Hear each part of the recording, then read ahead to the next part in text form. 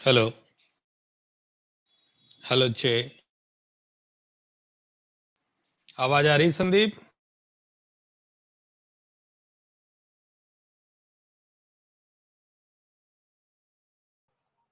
Yes, sir. Good morning, sir.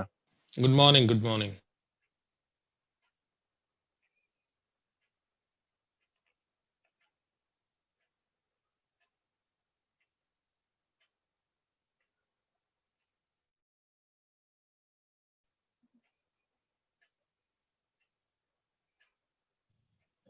Good morning sir. Good morning, good morning.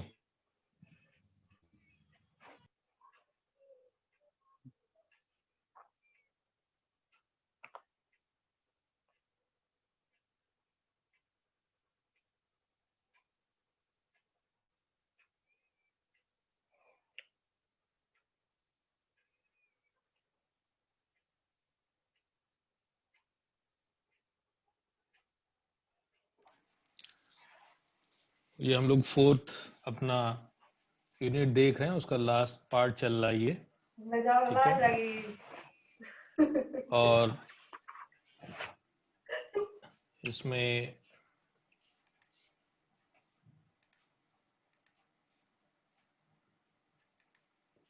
और इसमें फिर से आप लोगों को एक बार ऑब्जेक्टिव्स बता दे रहे हैं। कोर्स ऑब्जेक्टिव्स हम लोग ऑलरेडी देख चुके हैं।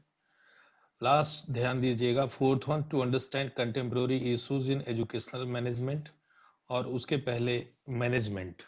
ये दो चीजें हम इसमें स्टडी कर रहे हैं। ठीक है।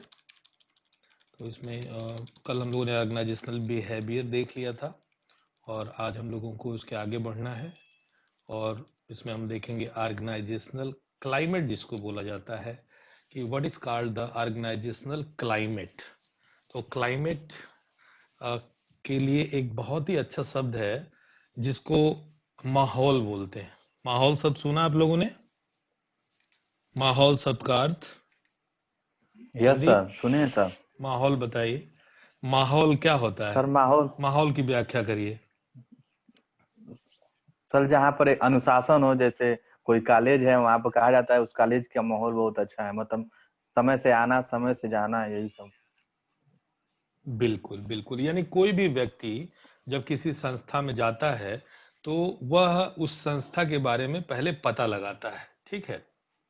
यह एक सामान्य सी प्रक्रिया है, क्योंकि कोई भी व्यक्ति ऐसी जगह पे काम नहीं करना चाहता जहां के माहौल खराब हो। जी सर।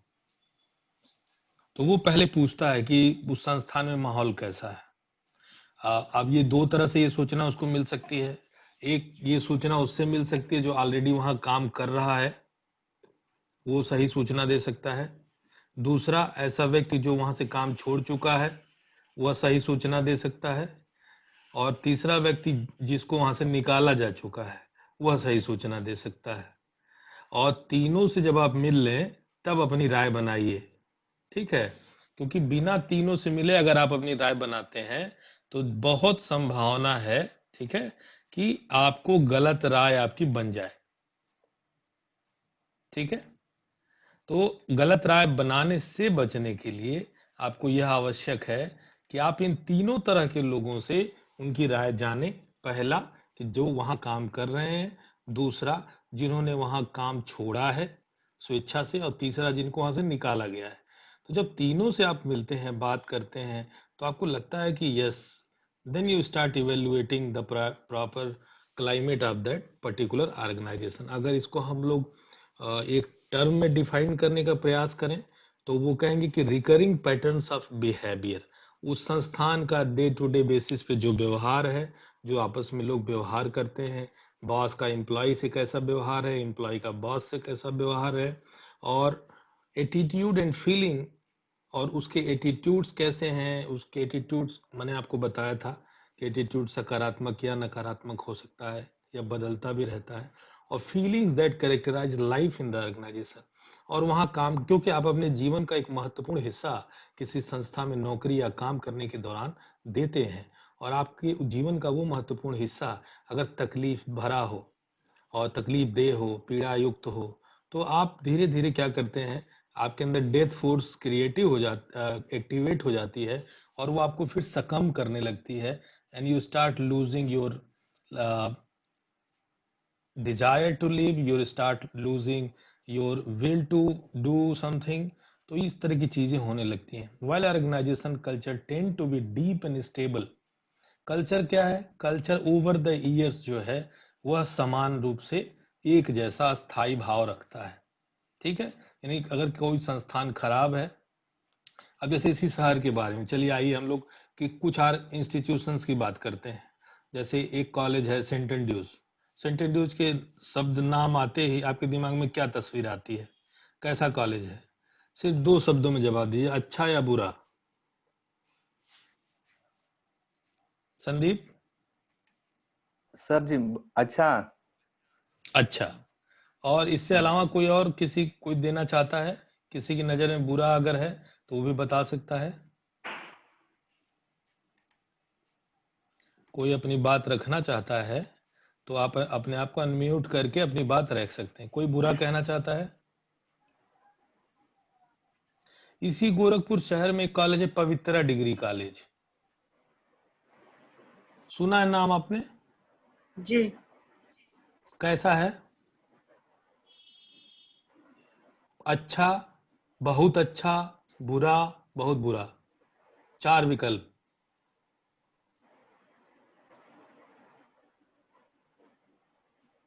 बताइए. अच्छा, CRD. सर नंबर देने में अच्छा.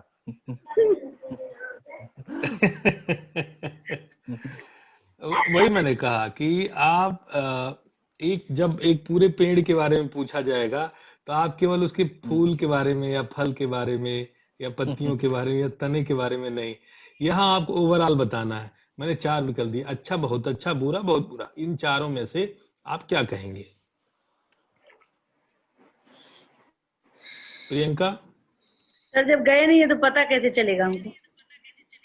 बस यही बात है, आपको जाना नहीं है, वही. सुनी सुनाई बातों को यहाँ चर्चा करनी है जी सर. कि चलिए किसी ठीक. कॉलेज का माहौल क्या है, इसके बारे में. अच्छा, बहुत अच्छा, बुरा, बहुत बुरा. ये 4 विकल्प हैं. आपने सुना होगा ना, कुछ तो सुना होगा. Yes sir. सर अच्छा. तो बताइए. अच्छा. जी. और संदीप, सेंट एंड्रूज के बारे में? सर सेंट एंड्रूज अच्छा, तो बहुत बहुत अच्छा, अच्छा बुरा, माना बहुत जाता बुरा. है. सर बहुत बहुत अच्छा. अच्छा. अच्छा, ठीक है. Yes sir. DAB degree college? Sir वो भी अच्छा है, डीएवी भी यही होता है. वह भी अच्छा नहीं है. अच्छा, बहुत अच्छा, बुरा, बहुत बुरा. 4 विकल्प हैं, इसी में से बोलना है. ABCD. अच्छा बोला आपने प्रियंका. और कोई? गोविंद. डीएवी. गोविंद कहाँ चले गए? गोविंद. मनोज. विवेक बताइए. विवेक. विवेक, DAB डिग्री कॉलेज के बारे में बताइए. अच्छा है. अच्छा है. अच्छा, कोई ऐसा कॉलेज है जिसका जो बुरा है? अब आप ही बता दीजिए, दिग्विजयनाथ को छोड़ के. सर वहाँ नहीं की सर. मैनेजमेंट सर बुरा होता है. सर कोई कॉलेज बुरा नहीं होता है. सब कॉलेज की अपनी अपनी क्वालिटी कोई कॉल. होती है. बिल्कुल बिल्कुल सही कहा आपने. मैंने इसलिए चूंकि 4 विकल्प दिए थे, अच्छा, बहुत अच्छा, बुरा, बहुत बुरा. तो जब आप बुरा कहते हैं किसी को तो आपके मन में उसके प्रति वैमनस्यता नहीं होती है. कुछ चीजें आप सुने रहते हैं कि यार वो चंद मेरे माहौल. पास अब नहीं. कैंपस. हाँ, सेंट जोसेफ स्कूल कॉलेज.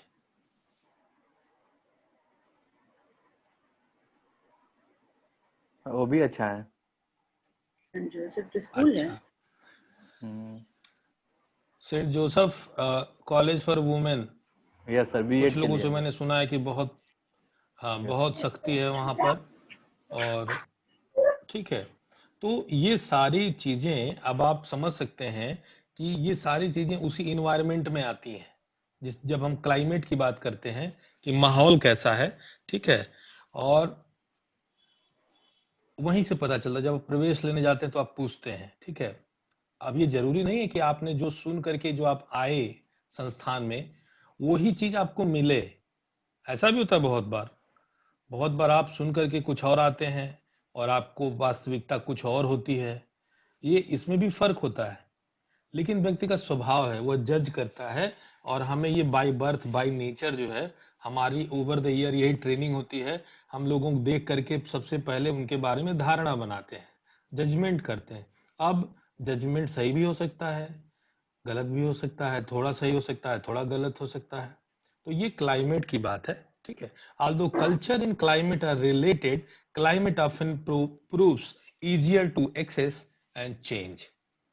इसलिए हम लोगों ने यहाँ पर कल्चर शब्द नहीं यूज किया है, यहाँ ऑर्गेनाइजेशनल क्लाइमेट यूज किया है। क्योंकि क्लाइमेट जब हम कहते हैं तो क्लाइमेट कहने से एक चीज आसान हो जाती है कि वहां पर चेंज यानी डिजायर्ड चेंज, ऐच्छिक परिवर्तन संभव है।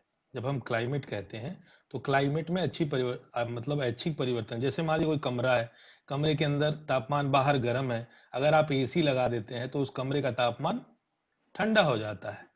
तो क्या होता है, उस कमरे का जो क्लाइमेट है वो चेंज हो जाता है। इसीलिए आप देखेंगे कि कुछ दुकानें होती हैं जिन्होंने अपने दुकान का नाम एसी फ्रिज वगैरह बेचते हैं, तो वो अपने दुकान का नाम क्लाइमेट कंट्रोल भी रख देते हैं, ठीक है। आप जाएंगे शहर में, आप खोजेंगे तो आपको क्लाइमेट कंट्रोल नाम की दुकान मिलेगी। वो एसी फ्रिज कूलर ये सब बेचते हैं। कहने का मतलब क्लाइमेट जब हम शब्द इस्तेमाल करते हैं तो इसका मतलब होता है कि हमारे पास ऑप्शन है, और वो ऑप्शन ये है कि हम उन चीजों को चेंज कर सकते हैं, हमारे पास विकल्प उपलब्ध है, ठीक है। तो अब हम यहाँ पे डिस्कस करेंगे जो हमारा क्लाइमेट है, उसको बारी बारी से देखते हैं कि क्लाइमेट है क्या। यहाँ पे आप देखिए, सबसे पहले एजेंडा डिस्कस कर लेते हैं कि एजेंडा क्लाइमेट का क्या होगा। सबसे पहले ये 4-5 महत्वपूर्ण प्रश्न हैं, उसको हम लोग देखते हैं, ठीक है। और यहां से शुरू करते हैं। Organisational climate refers to meaningful interpretation of work of environment by the people in it. Are social relationship warm and caring? माहौल कैसा है, उसी का उत्तर है ये।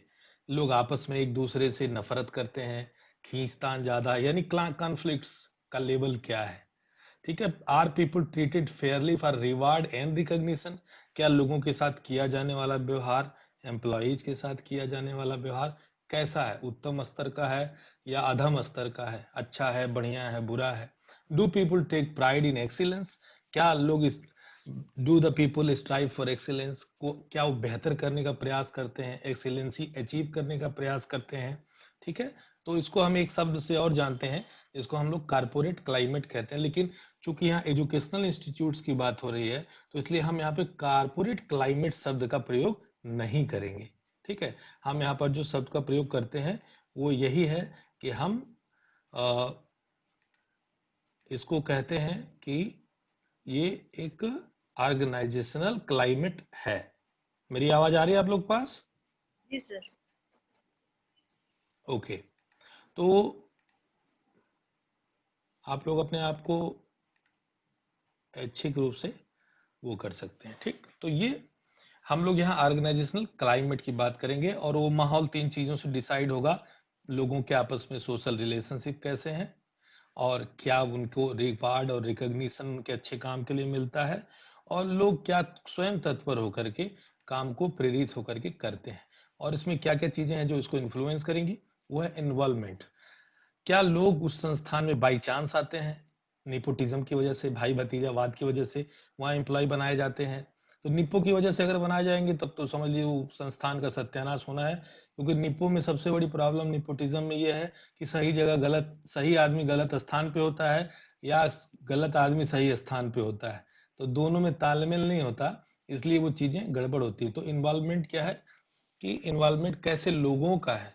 तो अगर वो मन से काम कर रहे हैं, यानी उनके अंदर वो एप्टीट्यूड, इंटरेस्ट और एबिलिटीज हैं जो कि उस पर्टिकुलर जॉब के लिए चाहिए, अगर वो है तो वो बढ़िया परफॉर्म करेंगे, नहीं है तो ठेलुआ बने रहेंगे, उनको हमेशा ढकियाते रहिए और ढकेल करके उनको काम करवाइए। कोवर्कर कोहेशन, आपस में कितना, कोहेसिव माने होता है वर्केबल, कोवर्कर का आपस में तालमेल कितना चाहिए। क्योंकि संस्थान में जब काम होता है तो एक डिपार्टमेंट के लोगों को दूसरे डिपार्टमेंट के लोगों से बातचीत करने की, मिलने की आवश्यकता होती है। और इस क्रम में उनका अगर व्यवहार एक तालमेल अच्छा है, वर्केबल है, तो संस्था आगे बढ़ेगी। और अगर तालमेल अच्छा नहीं है, आप कोई चीज मांगने जाते हैं, वहां से रिफ्यूजल मिलता है, फिर आप फ्रस्ट्रेट होते हैं, फिर आप आकर के जब उनके डिपार्टमेंट का कोई आते तो आप इंतजार करते रहते हैं, ठीक है जिस दिन उस डिपार्टमेंट का आएगा उस दिन बदला मेरा पूरा होगा। फिर एक दिन उनको काम पड़ता है, वो आपके पास आते हैं, फिर आप मना करते हैं, और इस तरह से एक खींचतान का माहौल बना रहता है। इसमें इंटरवेंशन किसका होता है? सुपरवाइजर का। जब सुपरवाइजर इंटरवीन करेगा वहां पर, तब आपको संस्थान के क्लाइमेट में को, इसीलिए मैंने बार बार आपसे कहा है कि यदि आप बॉस बनने जा रहे हो, यदि आप किसी संस्था के हेड बनने जा रहे हो, तो आपको बहुत स्किल्ड होना चाहिए, मेंटली आप बहुत स्किल्ड होने चाहिए। चीजों को कब नरम करना है, कब गर्म करना है, कब ठंडा करना है, कब अ, बेहतर करना है, कब थोड़ा टाइट, तो हर तरह का आपके अंदर बिहेवियर होना चाहिए, यानी आपका बिहेवियर, व्यवहार फ्लेक्सिबल होना चाहिए। ऑटोनॉमी बताता है कि एक स्वायत्तता का भाव लोगों के अंदर, यानी अगर आप किसी को कोई काम सौंपते हैं, तो उस काम को सौंपने से पहले खूब सोच विचार करिए, ठीक है, व्यक्ति की क्षमता के बारे में सोच विचार करिए। लेकिन जब एक बार आप काम को सौंप दीजिए, तब आप बार बार उस काम को इंटरफियर मत करिए, बार बार डेली बेसिस पे उसको डिस्टर्ब मत करिए, ताकि उसको ये ना फील हो।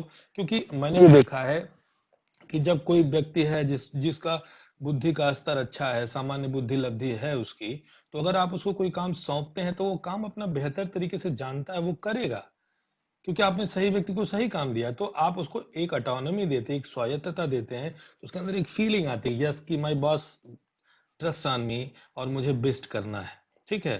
तो ये चीजें दिमाग में उसके रहती हैं। लेकिन अगर आप बार बार उसके ऑटोनॉमी को ठेस पहुंचाएंगे, तो वो माहौल फिर खराब होगा। टास्क ओरिएंटेशन, कि the person who is entitled for the particular task really fits for that job और नॉट। ये आपके, अच्छा क्या होता है निपो में, यही प्रॉब्लम है, निपोटिज्म में कोई आया भाई भतीजा रिश्तेदार, और इस तरह का जातिवाद, इस तरह से करके चीजें अगर हुई हैं, तो क्या होगा, वहां पे टास्क ओरिएंटेशन नहीं होगा। आप लाख ओरिएंटेशन देते रहो उनके, वो एप्टीट्यूड ही नहीं है, वो एबिलिटी नहीं है, वो चीजें ही नहीं है उनके अंदर, तो वो क्या करेंगे, उसका सीधा सीधा असर उस संस्थान पर जाएगा, और उस संस्थान को नीचे की तरफ लेकर के जाएगा नेपोटिज्म। इसलिए कहा जाता है कि एक एक स्तर से ज्यादा नेपोटिज्म संस्थान को ही ले डूबता है। यानी एक स्तर तक, यानी 10-20% आप निपोटिज्म करते हैं, तो संस्थान सरवाइव कर सकता है। लेकिन आप सोचते हैं कि अब 100% हमारे संस्थान में खाली हमारे रिश्तेदार ही रहेंगे, तब तो चल चुका संस्थान, ठीक है, क्योंकि संस्थान ही खतरे में आ जाएगा, तो आप और या कोई कहाँ सरवाइव करेगा। तो कभी भी होशियार व्यक्ति जो है, वह एक निश्चित मात्रा निर्धारित कर देता है कि इस, क्योंकि हम इस समाज में रहने वाले हैं, बचपन से हमारे ऊपर सामाजिक असर पड़ा है, तो हम जाति में विश्वास करते हैं, हम धर्म में विश्वास करते हैं, हम भाईचारे में विश्वास करते हैं, हम रिश्तेदारी में विश्वास करते हैं। तो ये सारी चीजें हमारे जीवन का हिस्सा बन जाती हैं। लेकिन अगर आप इसमें मात्रात्मक त्रुटियां करते जाएंगे, आप कहेंगे नहीं नहीं सब के सब हमारे रिश्तेदार ही होंगे, तो वो समझिए उस संस्था को डूबना ही है, उसको कोई बचा नहीं सकता है। कोई संस्था ऐसी है जिसमें कि अ, केवल सिफारिश पे काम होता है, तो उस संस्था का धीरे धीरे ग्राफ नीचे चला जाता है। उसको पता है कि यार कोई भी जाएगा उसका एडमिशन हो जाएगा, कोई भी जाएगा इनसे फोन करवा दीजिए उनसे, क्योंकि मैंने यहाँ देखा है ये फोन का कल्चर ऐसा है, वो सिर्फ इसलिए है क्योंकि निपोटिज्म की वजह से किसी का काम, मान लो कोई विद्यार्थी है, हाई स्कूल के एक प्रिंसिपल ने मुझसे बताया, इंटरमीडिएट कॉलेज के, अभी मेरी बात हुई रिसेंटली, तो उन्होंने कहा कि सर बहुत प्रेशर है, आगे जो वर्क प्रेशर उसकी बात है। मैंने किस तरह का प्रेशर आप फेस कर रहे थे, उन्होंने कहा था सर एक बच्चा है, अब गणित, उसको गणित में फेल है, वो गणित में हाई स्कूल में फेल है, और 11 में उसके गार्जियन प्रेशर हमको बना रहे हैं, और कहीं इधर से फोन करवा रहे हैं, कहीं उधर से फोन करवा रहे हैं, और कह रहे हैं गणित दिलवा दीजिए उसको। अब बताइए मैं क्या करूं, मेरी अंतरात्मा गवाही नहीं दे रही है उसको, लेकिन इतना प्रेशर है मेरे ऊपर कि मैं क्या करूं, मेरा डिसीजन प्रभावित हो रहा है उससे। तो फिर मैंने पूछा कि क्या किया आपने, ये बताइए, अब तो एडमिशन हो चुका है, दिसंबर चला, अक्टूबर नवंबर चल रहा, किया क्या आपने? तो कहा हमने एडमिशन ले लिया उसका। हमने कहा क्या ये आपने उस बच्चे के जीवन के साथ खिलवाड़ नहीं किया? तो कहे कि सर अगर हम रेजिस्टेंस यहाँ दिखाते, तो हमारे कॉलेज का माहौल खराब होता, या स्कूल का माहौल। मैंने कहा आप क्षणिक लाभ के लिए, आप क्षणिक तो माहौल आपने ठीक कर लिया, लेकिन उसका लॉन्ग टर्म इम्पैक्ट क्या होगा, वह बच्चा जीवन भर सफर करेगा।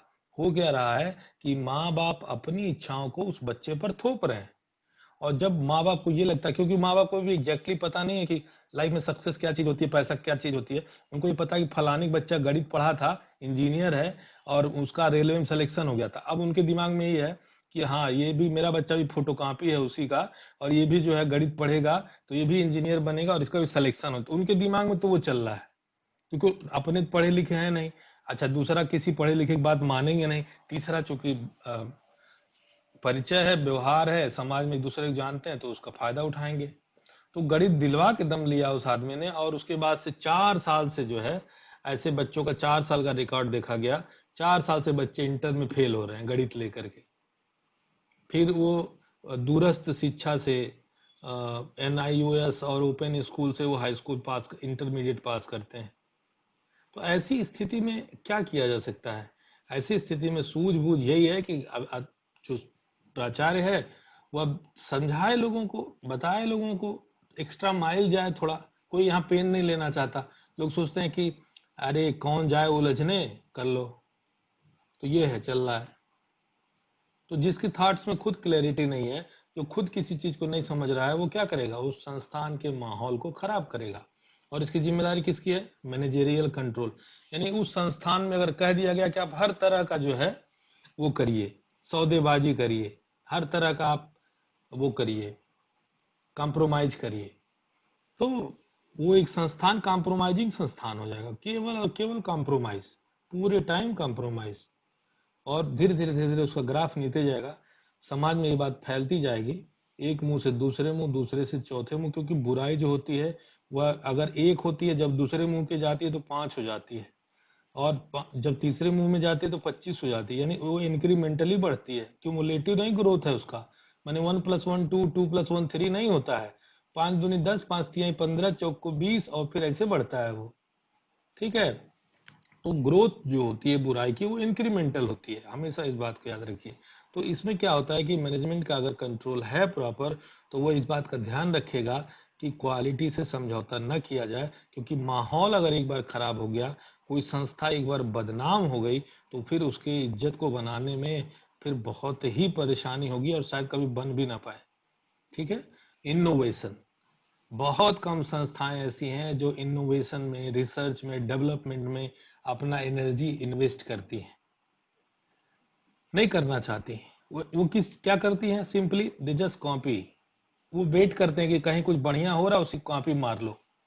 इवन मैं आपको बताऊं, फार्म तक लोग, जो फॉर्म होता है जिसको भरते हैं बच्चे, वो भी फॉर्म मान लो कोई कहीं से ले आया, तो फॉर्म में अपने, मान लो कोई साउथ इंडिया गया, वहां से कोई फॉर्म ले आया, अब उसको नॉर्थ इंडिया में लाके वैसे ही फॉर्म बना देंगे, वैसे ही फॉर्म बेचने लगेंगे। अब उनको ये नहीं पता है नॉर्थ इंडिया और साउथ इंडिया में चीजों में फर्क है।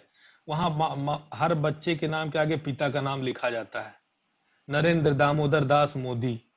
अब यहाँ लिख दिए, फार्म का कॉपी बनाए और यहाँ भी लिख दिए। अब लिखा जाएगा प्रियंका, फिर अपने पापा का नाम लिखेंगे, फिर बाबा का नाम लिखेंगी, फिर दादा का नाम लिखेंगे, फिर लिखेंगे शुक्ला। तो ऐसा तो नहीं चलता यहाँ पर। आप याद करिए, एक मूवी आई थी, उसमें पूछता है कि तुम्हारा क्या नाम है, तो वो कहता है अय्यर, या ऐसे कुछ बोलता है साउथ इंडियन नेम। फिर उसका नाम इतना लंबा हो जाता है कि वो गोवा तक पहुंच जाते हैं उसी नाम के साथ। ठीक है। तो मुझे याद है, आप लोगों ने पिक्चर देखी होगी। तो जोक्स अपार्ट, कि ऐसा नाम नहीं होना चाहिए या फॉर्म की कॉपी नहीं होनी चाहिए। जैसे संस्थान है, कुछ ऐसे लोगों को लगाइए, ठीक है, जो कि रिसर्च और इनोवेशन में, क्योंकि कभी भी हर संस्थान की अपनी यूनिक आइडेंटिटी तभी बन पाती है जब उसका अपना खुद का रिसर्च एंड इनोवेशन विंग होता है। Of course yes, research is a costly process, महंगी प्रक्रिया है, और शुरुआत में उसमें इन्वेस्ट करना आपको लगता होगा कि वेस्टेज जा रहा है। लेकिन यकीन मानिए, दुनिया में जो टॉप के देश हैं, टॉप 10 कंट्रीज हैं, उनको आप देखेंगे तो वो टॉप 10 पे सिर्फ और सिर्फ इसलिए बने हुए हैं क्योंकि उन्होंने अपना बहुत सारा GDP का बहुत बड़ा हिस्सा रिसर्च एंड इनोवेशन में खर्च किया है। हम क्या करते हैं? रिसर्च इनोवेशन में कुछ भी नहीं लगाना चाहते। हमें अभी वैक्सीन का देख लीजिए, अभी प्रधानमंत्री पिछले दिनों आए थे, दशहरे से पहले। प्रधानमंत्री ने क्या कहा? बहुत जोर शोर से दवाई बन रही है, मेडिसिन बन रही है। यहाँ के लोग क्या सोच रहे हैं कि जब अमेरिका नहीं बना पाया, रसिया नहीं बना पाया, जापान, जर्मनी, फ्रांस नहीं बना पाया, यहाँ क्या बनेगा?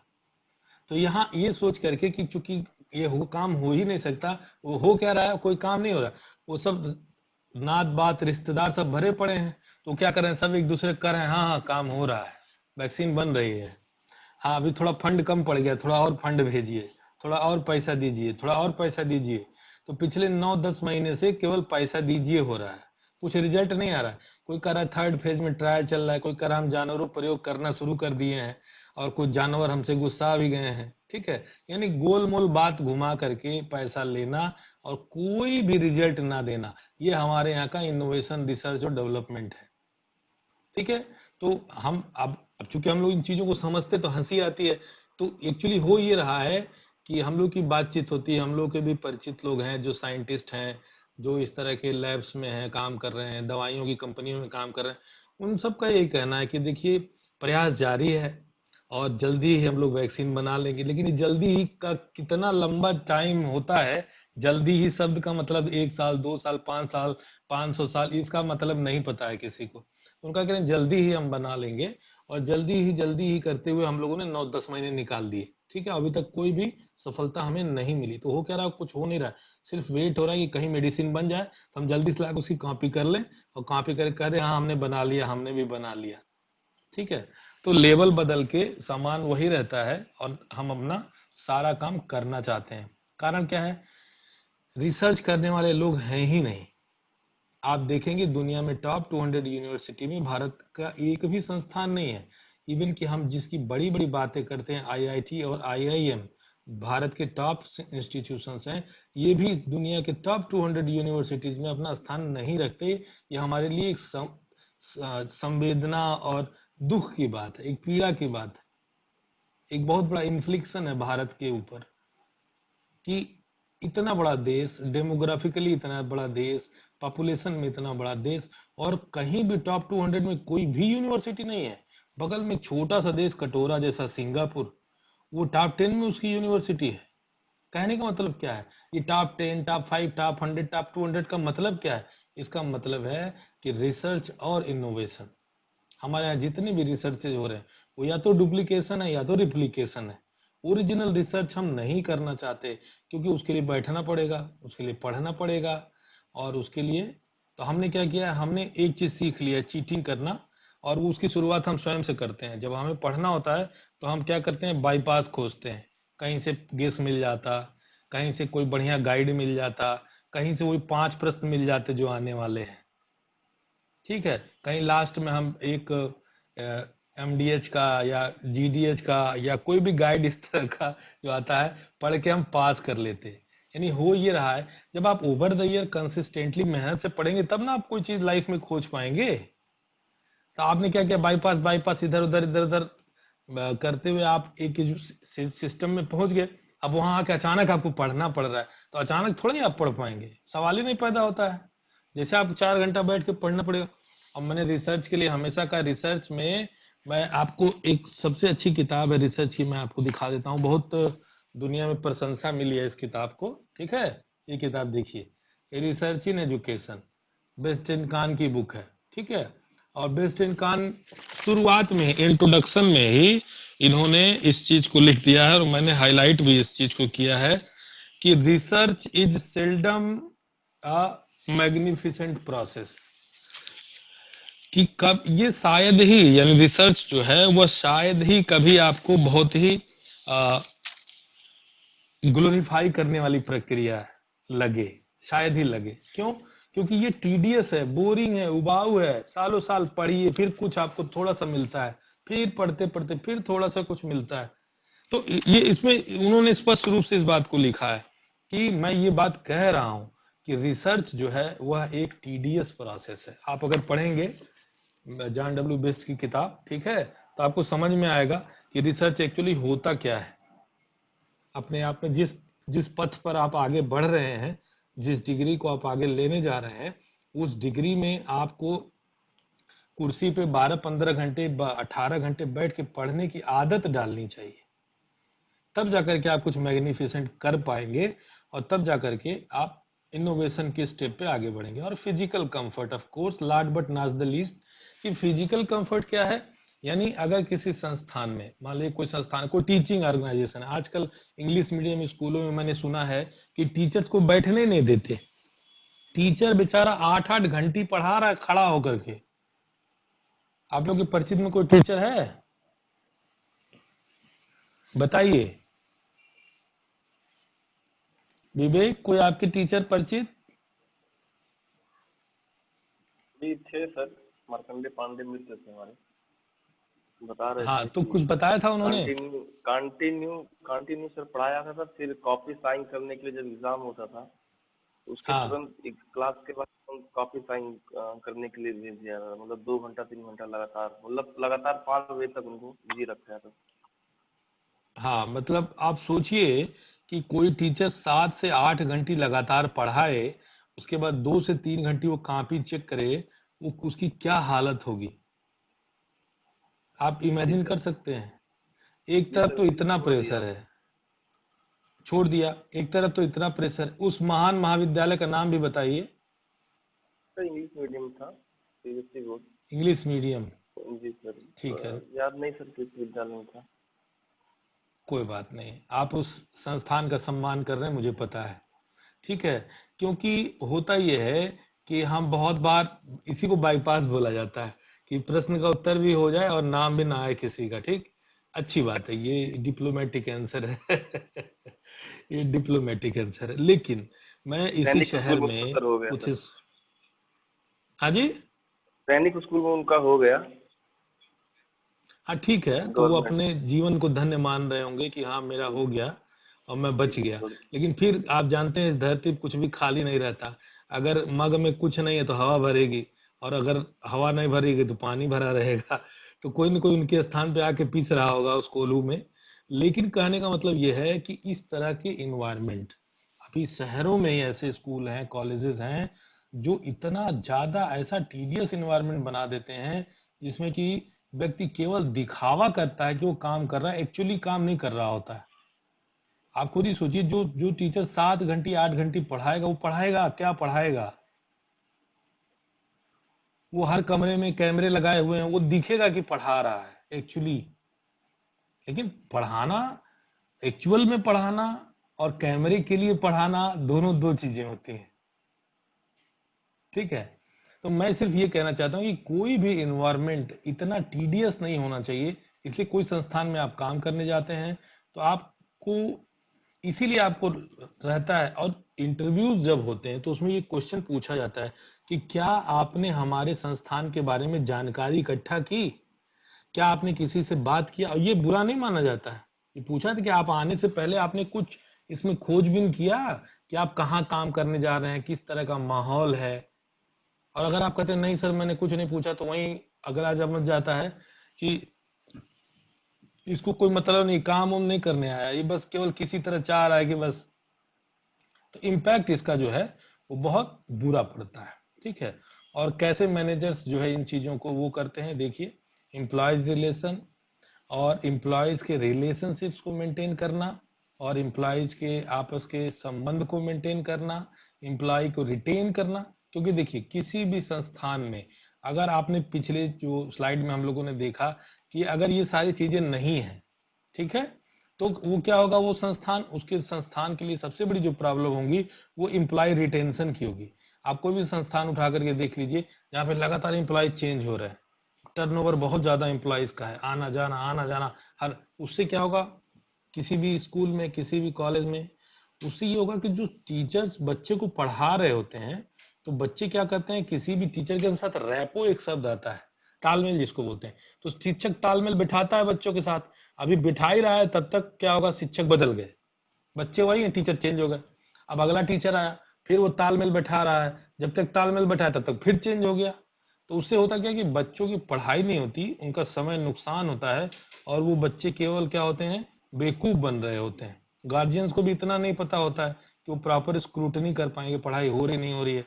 हाँ, गार्जियंस जाता है जब कभी पेरेंट टीचर मीटिंग में और देखता है कि क्लास टीचर बदले हुए हैं, तब वो वहां पे बोलता है कि पिछली बार आए थे तो फलाने मैडम थी, अब की बार आए हैं तो आप मिली हैं, इसके पहले आए थे तो ढिमकाने मैडम मिली थी। तो मतलब आप लोग दो दो महीने बदलते रहते हैं क्या? तो वो उससे क्या होता है कि एक इन्वायरमेंट, एक मैसेज खराब जाता है कि ये संस्थान बच्चों को लेकर के सीरियस नहीं है। वो टीचर तो एम्प्लॉय रिटेंशन जो है वह मैनेजर के लिए या प्रिंसिपल के लिए एक बहुत ही चुनौतीपूर्ण काम होता है। उसके लिए कभी कभी प्रिंसिपल्स जो होते हैं वो एक्स्ट्रा माइल्स भी जाते हैं, एम्प्लॉयज के लिए कुछ अलग से करते हैं ताकि वो रिटेन रहे। कभी कभी क्या होता है कुछ संस्थानों में कि एम्प्लॉयज को इमोशनल ब्लैकमेल किया जाता है, जो कि प्राय आप प्राइवेट इंस्टीट्यूशन में देखेंगे। उसमें प्रिंसिपल या मैनेजर हमेशा रोने की मुद्रा में रहेंगे, हमेशा रोते रहेंगे अपने एम्प्लॉयज के सामने कि बहुत दिक्कत है, आप छोड़ देंगे तो कैसे चलेगा, ये होगा। माने वो इतना इमोशनली आपको भावुक कर देते हैं कि आप कहते हैं कि आपका अपना एम्बिशन तो कुछ है नहीं, आप तो खुद ही जा अपना एम्बिशन को मार करके काम कर रहे हैं। तो जब अगला आपके सामने रोने लगता है तो आप कहते हैं चलो यार ठीक ही कर रहा है, क्या छोड़ा जाए, ठीक है साल भर और करते हैं। और इस तरह साल भर और करते करते क्या होता है कि एक लंबा समय बीत जाता है और टीचर की प्रोफेशनल ग्रोथ रुक जाती है। ठीक है। और इस तरह से हम देखते हैं कि वो कोई भी शिक्षक जो होता है वो संस्थान के लिए एक बहुत ही महत्वपूर्ण पूंजी के रूप में होता है, धरोहर के रूप में होता है। ठीक है। इसलिए प्रयास ये होता है कि लोग एक टीम बिल्डिंग यानी आपस में एक टीम के रूप में काम करें, ताकि उस टीम की सबसे जो कमजोर कड़ी है वो उस पर अगर ध्यान मैनेजर या प्रिंसिपल देता है तो वो उस टीम को बहुत लंबे समय तक सक्सेसफुली मैनेज कर पाता है। पेरोल मैनेजमेंट का मतलब आप जान रहे होंगे कि जो सैलरीज मिलती हैं एम्प्लॉयज को, उसमें प्रॉपर एक वो होते रहना चाहिए, इंक्रीमेंट होते रहना चाहिए, जिससे कि संस्थान का रेपो मेंटेन रहे। ठीक है। और आप देखिए employer branding, leave policies, performance management system और एचआर ऑडिट।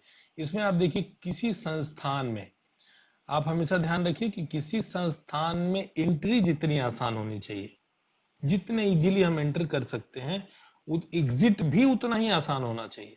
ऐसा नहीं कि आप कोई चाहता है अपना संस्थान छोड़ना, तब आप ऐसे ऐसे उसके सामने बाधाएं खड़ी करिए जिससे उसकी रूह कांप जाए।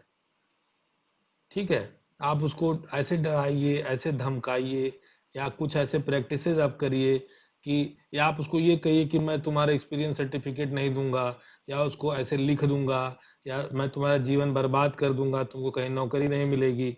तो इससे क्या होता है, एक ऐसा कॉन्फ्लिक्ट क्रिएट होता है कि वो भी अपने बेचारा अपने स्तर से, मान लीजिए सीधा साधा आदमी तब तो शांत हो जाएगा, और नहीं तो अगर टेढ़ा आदमी तो वो भी अपना दिमाग लगाना शुरू करेगा। तो जब वो दिमाग लगाना शुरू करेगा तो हो सकता है आपकी, क्योंकि हर व्यक्ति की कोई ना कोई अपना वो होता है, समस्या होता है, हो सकता है कुछ वो आपके को ऐसा नुकसान पहुंचा दे, कोई आपको ऐसा दिक्कत क्रिएट कर दे, संस्थान के लिए प्रॉब्लम क्रिएट कर दे। ठीक है। आप सुने होंगे कि कभी कभी एम्प्लॉयज की वजह से संस्थान को बहुत बुरी तरह से सफर करना पड़ जाता है, और ये सफरिंग का कारण वही होता है जब एम्प्लॉयज के साथ अच्छा व्यवहार नहीं होगा, एंट्री इजी होगी, एग्जिट मुश्किल होगा, तो वो संस्थान सफर करेगा। ठीक है। और इसमें तीन चीजें बड़ी महत्वपूर्ण होती है, एम्प्लॉय की security and strong information security team, और फिजिकल सिक्योरिटी। ये बातें इसलिए महत्वपूर्ण है क्योंकि मैस्लो के बार बार हम लोग कहते हैं कि मैस्लो को आप ध्यान दीजिए कि मैस्लो की थियरी मैं आपको बताता हूं, ये है। मैस्लो बहुत ही महत्वपूर्ण है हमारे इस संदर्भ में, इन्वायरमेंट में, क्योंकि मैस्लो जो कहते हैं कि मनुष्य जो है उसकी कुछ नीड्स होती हैं, कुछ आवश्यकताएं हैं। वी आर सोशल एनिमल्स, और हमारे पास एक शरीर है, इस शरीर को रोटी, कपड़ा और मकान, ये तीन चीज तो मूलभूत आवश्यकता है, चाहिए ही चाहिए। ये फिजियोलॉजिकल नीड्स हैं, ये पहले नंबर पे जो बेस फॉर्म करती हैं, ये सबको चाहिए। क्योंकि अगर पेट में भोजन नहीं होगा तो मैं कहूंगा आप बैठ के पढ़िए, तो आप नहीं पढ़ सकते।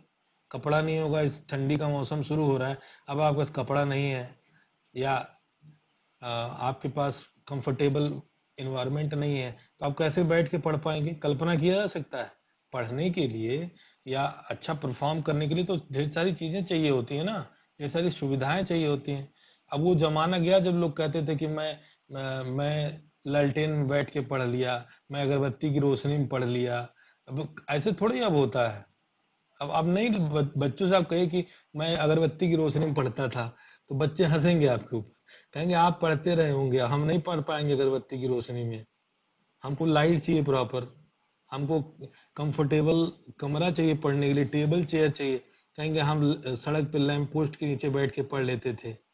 सुने होंगे आप लोग इस सब चीजें, ठीक है। तो अब शास्त्री जी थे, 7 समुंदर पार करके पढ़ने जाते थे। अब ऐसा थोड़ी होगा।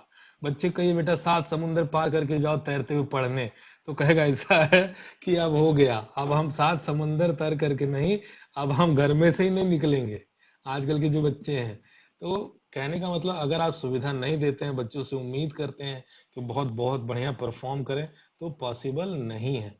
इसलिए हम पहले प्रयास करते हैं कि बच्चों की फिजियोलॉजिकल नीड्स, एम्प्लॉयज की फिजिकल नीड्स को पूरा करें। इसलिए आप देखते होंगे बहुत सारे जगहों पे जो लोग एम्प्लॉयज रखे जाते हैं, वहां पे लोग रहने के लिए भी उनको जगह देते हैं। गोलघर शहर में बहुत सारे ऐसे शॉप्स हैं जिनको मैं जानता हूँ, जिनके यहाँ उनके कर्मचारियों की तनख्वाह 3-4 हजार रुपए महीने है, लेकिन उनका रहने का व्यवस्था है जहाँ पे वो रह सकते हैं। क्योंकि एक एम्प्लॉय जो 3-4 हजार रुपए पा रहा है, वो रहेगा कहाँ? वो रहने का खर्चा देने लगेगा, फैमिली का खर्चा देने लगेगा, तो बेचारा काम क्या करेगा, खाएगा क्या? तो उसकी फिजियोलॉजिकल नीड ही नहीं पूरी होगी, तो आगे आप उससे कहाँ से उम्मीद करते हैं कि वो बहुत बढ़िया परफॉर्मेंस देगा? और उसकी जस्ट ऊपर आती है सेफ्टी नीड्स। सेफ्टी क्या होती है आपको पता होगा, लोग भाग करके जाते हैं गवर्नमेंट जॉब्स में। क्यों जाते हैं? अब तो ऐसे नियम बनने जा रहे हैं कि 5-5 साल तक प्रोबेशन होगा, फिर ये होगा, फिर तमाम तरह के अप्रेजल के नए नए सिस्टम डेवलप किए जा रहे हैं गवर्नमेंट जॉब में भी। यानी आने वाले दिनों में गवर्नमेंट जॉब पे बहुत ज्यादा खतरा है कि बहुत कम ही जॉब ऐसी बचेंगी जी, गवर्नमेंट जॉब जो कि सरवाइव कर पाएंगी। नहीं तो सभी गवर्नमेंट जॉब्स पर से धीरे धीरे धीरे धीरे प्राइवेटाइजेशन का वो बढ़ा रहा है। उसका कारण क्या है? इंसान के साथ बड़ी अजीब प्रॉब्लम है, ठीक है। एक तो जब तक उसका पेट नहीं भरा रहता तब तो रोटी के लिए बेचैन हो जाता रहता है। जब रोटी उसको मिल जाती है तो मनोरंजन शुरू कर देता है। टालस्टाय की बात मुझे याद आती है, उन्होंने कहा था दुनिया में अगर रोटी की समस्या खत्म हो जाए तो सारे लोग खाली मनोरंजन करेंगे, वो और कुछ करेंगे ही नहीं। तो अब हो क्या रहा है कि जिसको सेफ्टी मिल जा रही है, यानी जो गवर्नमेंट जॉब में चला जा रहा है, वो काम नहीं करना चाहता। एक से एक अधिकारी हैं, आईएएस पीसीएस तमाम, सब बाद में चोरी करते हुए पकड़ाते हैं। कभी किसी के यहाँ छापा पड़ रहा है, कभी सीबीआई छापा पड़ रहा है। ये क्या है? और कुछ अधिकारियों को मैंने बात करते हुए सुना, वो लोग कहते हैं कि जब तक एक दिन में 50 हजार ना आ जाए तब तक क्या फायदा ऐसा अधिकारी बनने का। तो तनख्वाह तो हमने आज छुई नहीं, हम रिटायर हो गए, हम आज 62 साल के हो गए, हमने आज तक तनख्वाह निकाली नहीं अपने अकाउंट से। तनख्वाह क्या होता है हम तो जानते नहीं, हो तो पूरा फिक्स हमारा पड़ा हुआ है, हमने कभी देखा ही नहीं। तो भाई साहब का काम कैसे चलता है? तो डेली वही शाम तक 25 से 50 हजार आ जाता है, उसी से काम चलता है। हम अधिकारी इसलिए बन रहे होते हैं क्योंकि हमें हर तरह से बाय हुक और बाय क्रुक शाम तक 50 हजार रुपए कमाने हैं। और इंटरव्यू में हम क्या कहते हैं? हम देश की सेवा करने जा रहे हैं। नेता लोग कहते हैं हम सेवा करने जा रहे हैं।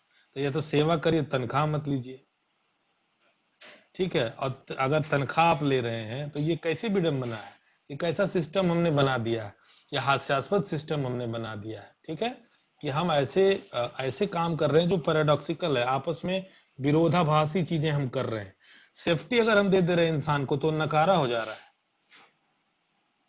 और जब हम सेफ्टी नहीं दे रहे हैं तो पूरे टाइम तनाव में रह रहा है, उसकी लाइफ एक्सपेक्टेंसी कम हो जा रही है। एक बार सेफ्टी आपने दे दी किसी को, आप देख लीजिए सरकारी टीचर को। अब सरकारी टीचर का क्या है? सरकारी टीचर हो गए, अब सरकारी टीचर पढ़ाना छोड़ करके और सारा काम करने को तैयार है। उनसे और कोई काम कराए, पढ़ाना बस न पड़े उनको, ठीक है। फिर बाकी उसके बाद वो क्या करते हैं? फिर वो एसडीआई से सेटिंग करते हैं। देखिए हमारे अगल बगल सब लोग टीचर हैं, हम सब लोग को जानते हैं। तो उनका क्या काम है? फिर सेटिंग करने में लगे हुए हैं, ठीक है। एसडीआई क्या, वो भी बेचारा कुछ दिन जाता है, जूझता है, और फिर कहता है ये सब सुधरेंगे नहीं, वो पैसा लेके सेटिंग कर लेता है।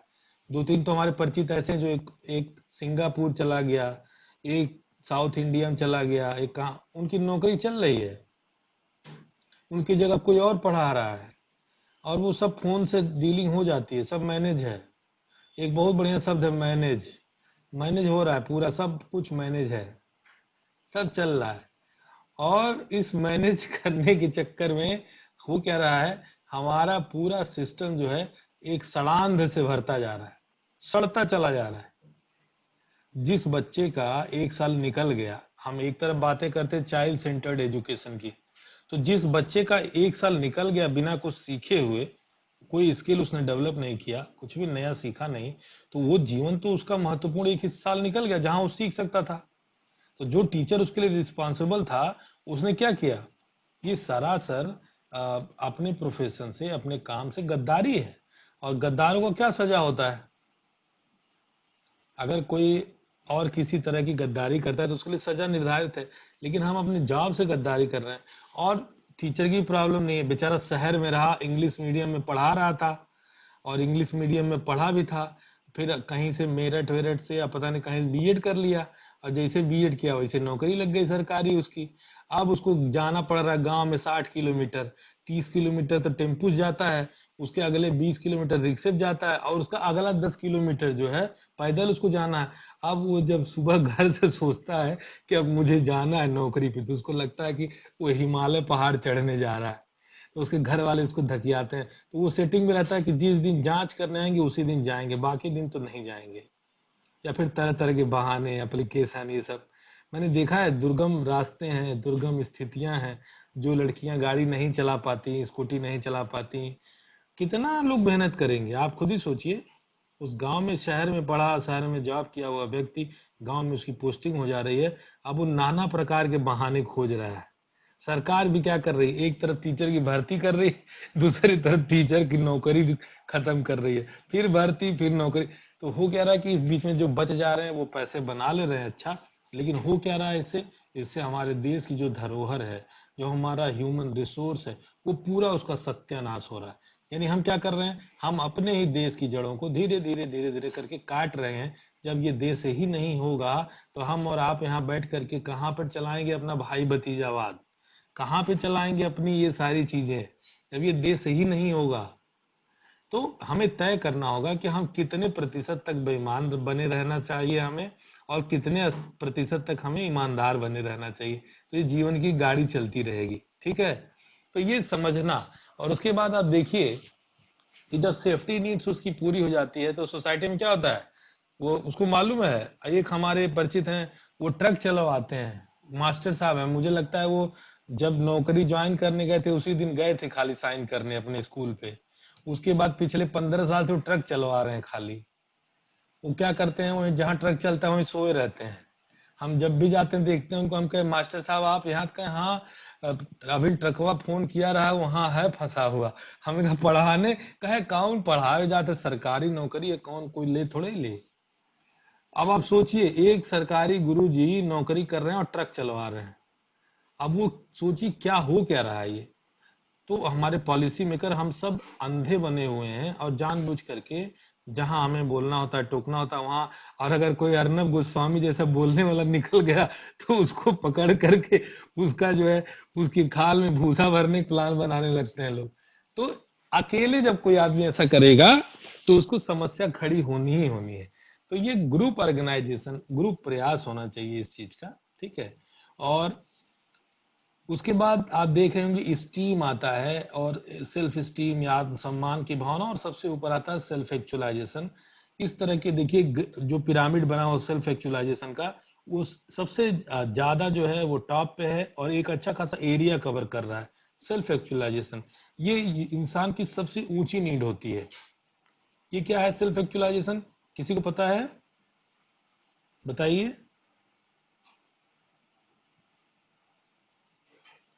जीवन के महत्वपूर्ण प्रश्नों की खोज, जैसे मैं कौन हूं, मैं क्यों आया हूं धरती पर, क्या है ये जीवन, और इस तरह के प्रश्न, ठीक है?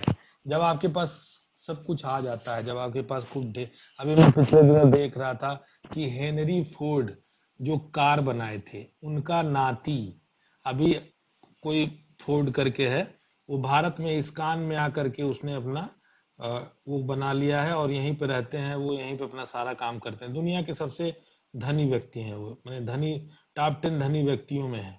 लेकिन उनको अंत में समझ में आ गया, जब सब पैसा वैसा कमा लिए, तो उनको अंत में समझ में आ गया कि ये सब चीजें जो है वह एक समय तक ही ठीक है, लेकिन सबसे महत्वपूर्ण प्रश्न यह होना चाहिए कि मनुष्य के लिए कि वह कौन है, वो इस धरती पर क्यों है, और कौन सी ऐसी चीजें हैं जो जब उसकी फिजियोलॉजिकल, सेफ्टी, सोशल, इस टीम की नीड्स जब ये सब पूरी हो जाती हैं, तो भी उसके अंदर एक अंदर से वो रहती है अपने आप को जानने की, और ये सिर्फ मनुष्य ही कर सकता है।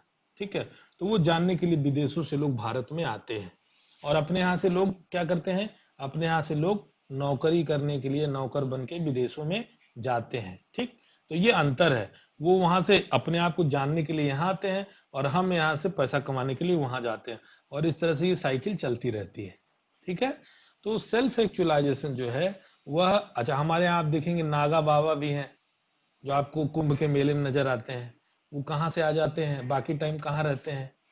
तो ये सब लोग हिमालय में, बाकी कंदराओं में, गुफाओं में तपस्या करते रहते हैं।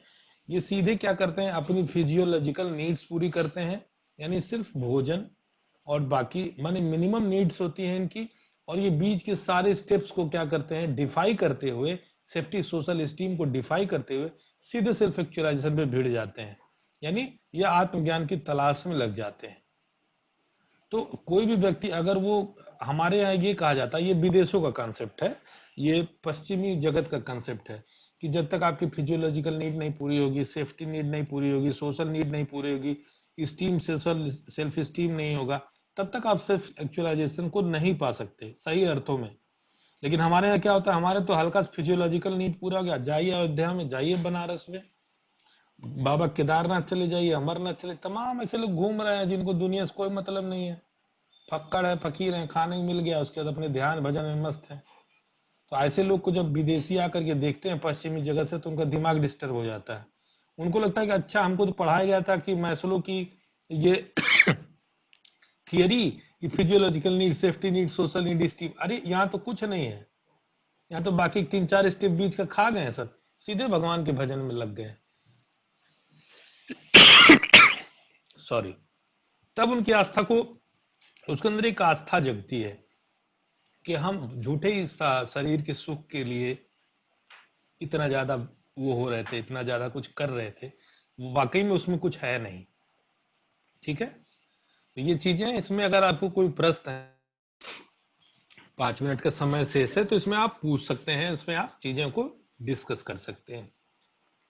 और मैस्लो की जो हिराकी है नीड की, वो बहुत ही महत्वपूर्ण है, जीवन भर आपके काम आनी है। तो आप इन चीजों को समझिए। इसके बाद जो हमारे पास हमारा अगला टॉपिक है, वो हम नेक्स्ट यूनिट की तरफ बढ़ेंगे। ठीक है, और जो हमारा नेक्स्ट यूनिट है वो आपको पता ही होगा कि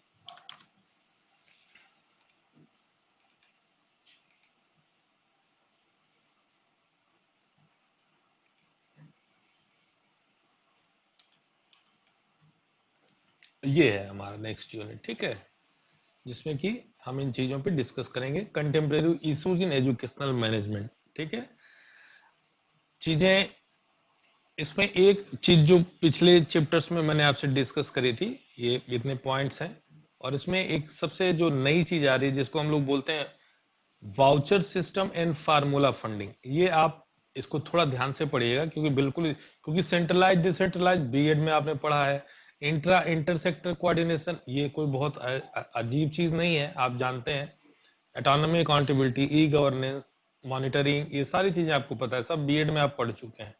सबसे जो अलग है वो बाउचर सिस्टम है।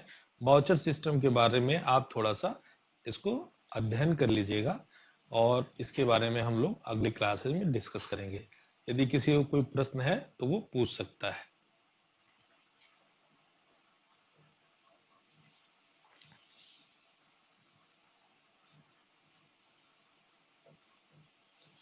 बाकी आप लोगों ने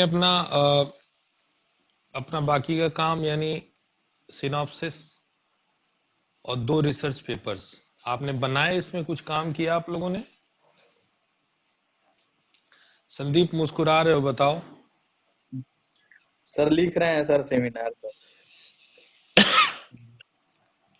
ये वैसे ही कर रहे हो जैसे कि अपने यहाँ लोग वैक्सीन बना रहे हैं।